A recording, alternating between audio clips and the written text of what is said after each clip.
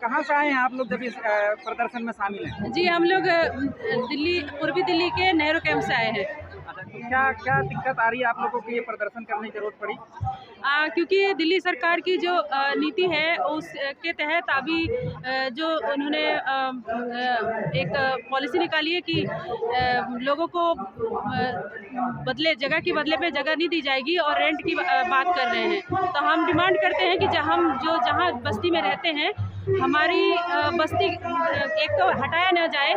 अगर किसी कारणवश कोई सार्वजनिक काम हो रहा हो सरकार का तो उसके बदले में हमें आसपास जहाँ पर रोजगार हो, शिक्षा हो, स्वास्थ्य हो, ये हमारी मूलभूत जो ज़रूरतें हैं वो हमारे आसपास हो और वहाँ पे हमें बसाया जाए।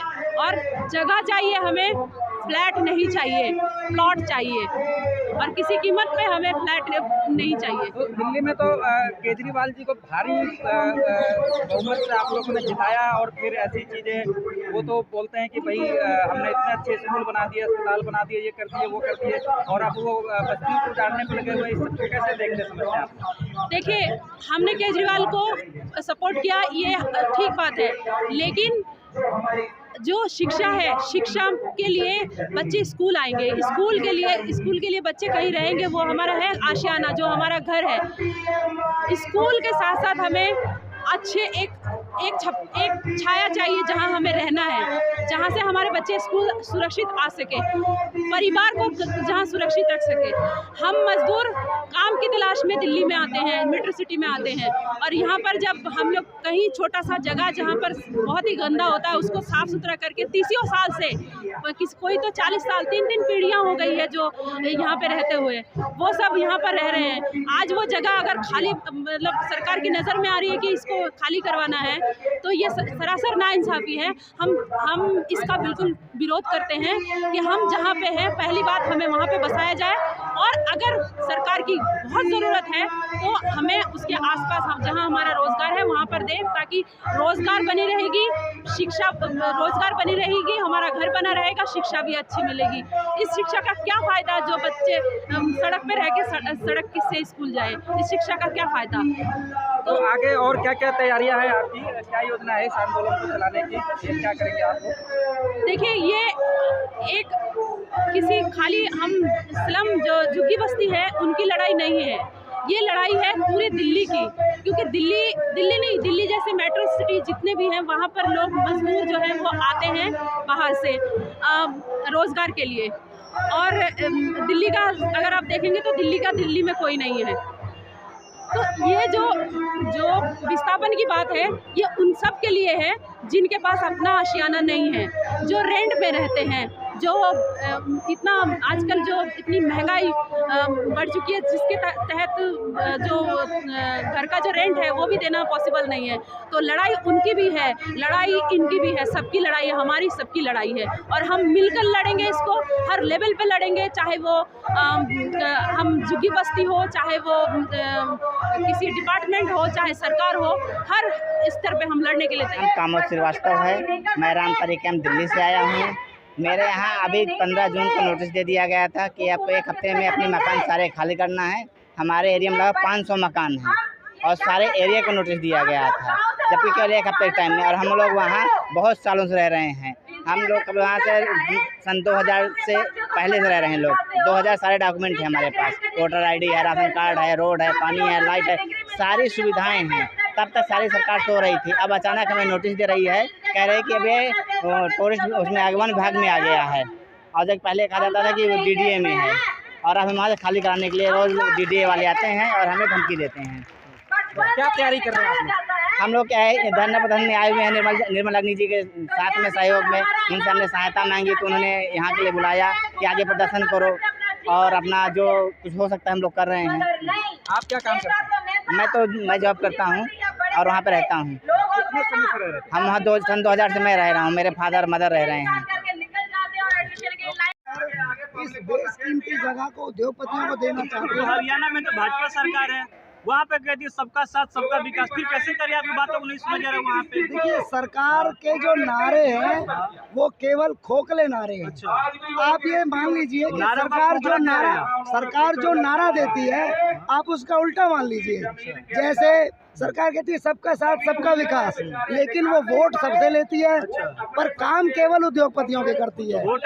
दूसरा, जैसे बेटी बचाओ बेटी पढ़ाओ, बेटी को बचाने के लिए और पढ़ाने के लिए उन्होंने एक भी कदम नहीं उठाया।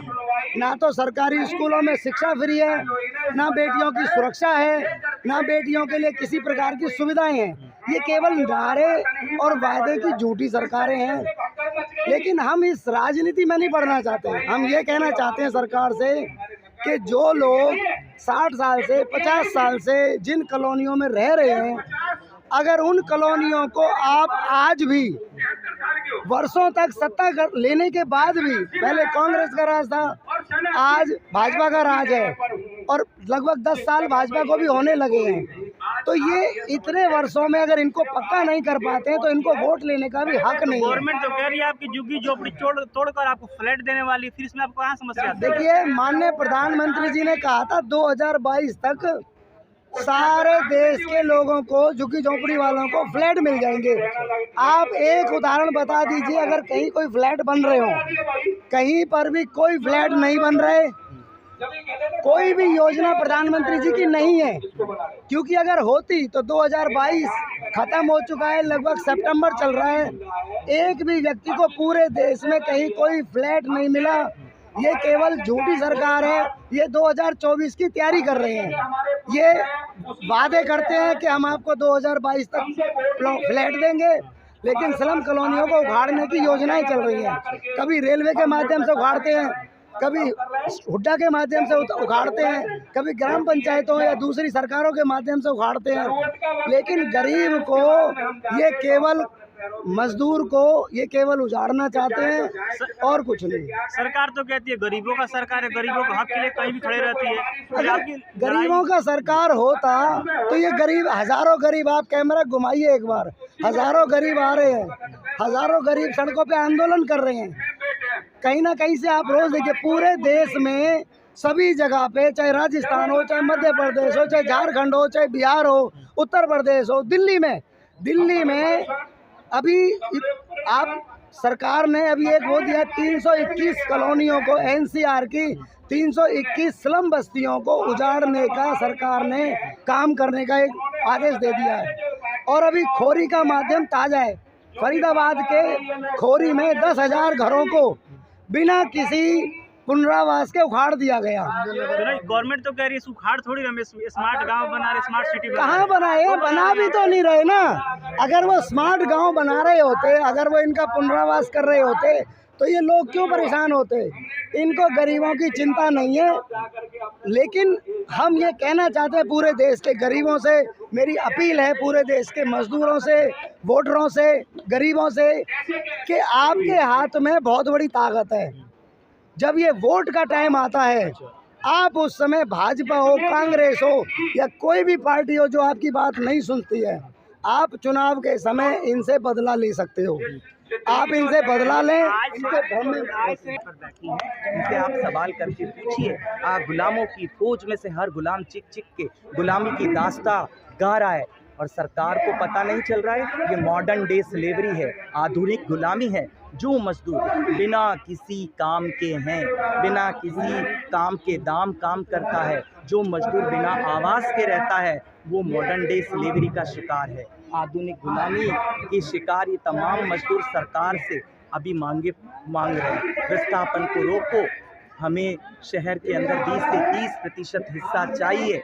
ये मांग रहे हैं कि हम मजदूरों को अपने कार्यस्थल से बेदखल मत करो, हम लोगों का सर्वे करो, बस्तियों का सर्वे करो। कहाँ है आपके सर्वे? अगर आप सर्वे करते हैं तो सर्वे बंद कर, वो सर्वे ही जुल्म ढाता हुआ मजदूरों को बेदखल करता है। तो जब आप कोर्ट के फैसले को नहीं मानते, जब आप मानवाधिकारों के घोषणा पत्र को साइन करते नहीं मानते, तो भला आप मजदूर जो है किसके पास अपनी दास्तां सुनाए। इसलिए मजदूरों ने आज ठाना है, जंतर मंतर आए हैं और एक ही नारा दे रहे हैं कि 100 में 70 हम मजदूर क्यों जाएं दिल्ली से। 5 से 6 राज्यों से मजदूर आए हैं, उत्तर प्रदेश, मध्य प्रदेश, मजदूर आए हैं हरियाणा, राजस्थान, मजदूर आए हैं दिल्ली से, और यहाँ पर वो अपनी मांगे उठा रहे हैं। और मजदूरों से सवाल कीजिए कि क्या किसी एक भी व्यक्ति को पुनर्वास मिला? नहीं। तो PMAY एक ढकोसला है, धोखा है। पुनर्वास के नाम पर सरकार धोखा कर रही है। दिल्ली की पुनर्वास की पॉलिसी पर पुनर्वास किसी को नहीं मिल रहा है। आइए सवाल पूछिए, अगर इनको ये हक नहीं मिल रहे हैं तो आपकी मीडिया के माध्यम से ये सूचना देश के प्रधानमंत्री को और सारे आलाधिकारी और मंत्रियों को वो इनका जवाब दें। वो जो सबका साथ सबका विकास करते हैं, सबको साथ लेकर चलते हैं। ये सबका साथ सबका विकास नहीं है, ये तो सबका साथ और सबका सत्यानाश है। ये सरकार किसी का पुनर्वास नहीं कर रही है, किसी को बसा नहीं रही है। ये तो शमशान के शमशान तैयार कर रही है। चाहे यमुना खदर का उदाहरण आ जाए, चाहे कुतुब मीनार का आ जाए, शकरपुर का आ जाए, चाहे धोबी घाट का आ जाए, चाहे वो बदरपुर बॉर्डर का आ जाए, चाहे हरियाणा के संजय नगर, कृष्णा नगर है, दयाल नगर, सारी की सारी बस्तियां डर के अंदर ज़िंदगी जी रही है, खौफ में ज़िंदगी जी रही है। ये कौन सी आज़ादी है? अमृत महोत्सव आप मनाते हो, आज ये महोत्सव कौन सा मना रहा है? ये आज अमृत महोत्सव जो आपने मनाया है उसका पर्दाफाश कर रही है। और असली जो कहानी और जुबानी है इनके मुख से सुनिए, तब पता लगेगा कि कौन आज़ाद हुआ और किसके माथे से गुलामी की स्याही छूटी। ये तमाम लोग जो शामिल हैं प्रदर्शन में, ये किस समुदाय से संबंधित है, हिंदू और मुसलमान? ये जो हिंदू और मुसलमान से हमको क्या करना है? सबसे पहले हिंदू राष्ट्र बनने जा रहा है, इसलिए हम पूछ रहे हैं कि ये पीड़ा सिर्फ हिंदुओं की है, मुसलमानों के किसकी है? देखिए, ये जो लोग हैं वो हाशिए पर ज़िंदगी जीने वाले लोग हैं। उसमें कौन हिंदू है कौन मुसलमान है, मैंने किसी के खून का टेस्ट नहीं किया है, परंतु ये वो तबका है जो समाज का अंतिम पायदान है। ये वो तबका है जो एक मार्जिनलाइज्ड कम्युनिटी है, जिसको हाशिए पर ज़िंदगी जीने वाले लोग कहते हैं। ये वो लोग हैं जो अल्पसंख्यक हैं। ये वो लोग हैं जिनको आज रोटी, कपड़ा, मकान की सुविधाएं नहीं मिलती हैं। नहीं, इस देश में एक बड़े जोर शोर से ये बातें चल रही है हिंदू राष्ट्र की, हिंदुत्व की, इस तरह की चीज़ों की, तो इसमें मैं जहाँ तक मेरा समझ में आता है कि भाई तमाम लोग तो हिंदू लोग ही हैं। देखो, हिंदू राष्ट्र बनाना है चाहे मुस्लिम राष्ट्र बनाना है, ये लोग वो अपने कुकर्म की बातें वो करते रहें। हम अपने संघर्ष की बातें, हम अपने सुकर्म की बातें, हम अपने शांति और अमन की बातें सड़क पर इसी प्रकार करते रहेंगे। हमें ये धर्म की राजनीति नहीं चाहिए, हमें चाहिए रोटी, कपड़ा, मकान। जो फिल्म बनी थी आज से कई साल पहले, वो फिल्म से ये लोग सीख न सके और आज वो इस स्थिति में पहुंच गए हैं कि उनको जो बुनियादी जो लड़ाइयां हैं, आवश्यकताएं हैं, उनके मुद्दे छोड़ के वो कहीं धर्म और अधर्म के चक्कर में पड़े हुए हैं। तो निर्मल जी, आज तो ये जंतर मंतर का प्रदर्शन है, पिछले लंबे समय से आप ये बस्तियों के उधड़ने के खिलाफ आंदोलन चला रहे हैं, आगे क्या कार्यक्रम होंगे और आगे क्या योजना है आपकी? कार्यक्रम निर्मल नहीं बनाएगा, कार्यक्रम यहाँ पे जो मजदूर आए हैं वो मजदूर और कई जन संगठनाएँ हैं यहाँ पर आई हैं, कई यूनियन के साथी आए हैं, वो यूनियन के साथी आज का कार्यक्रम बनाएंगे और आज हम यहाँ शाम को एक कार्यक्रम लेके उठेंगे। हम देश भर में किस प्रकार से इस देश को हम ये सबको बताना चाहते हैं कि जो बिना आवाज़ की ज़िंदगी जी रहा है वो मॉडर्न डे स्लेवरी का शिकार है, वो आधुनिक गुलामी का शिकार है।